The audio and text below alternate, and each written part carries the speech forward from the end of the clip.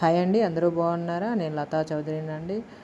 చిన్న mini vlog చేస్తున్నాను. Sunday ఈరోజు మేము ఎంజీ మాల్ వెళ్ళాము. నెల్లూరులో మంచి ఫేమస్ ఎంజీ మాల్ అండి, చాలా బాగుంటుంది మాల్.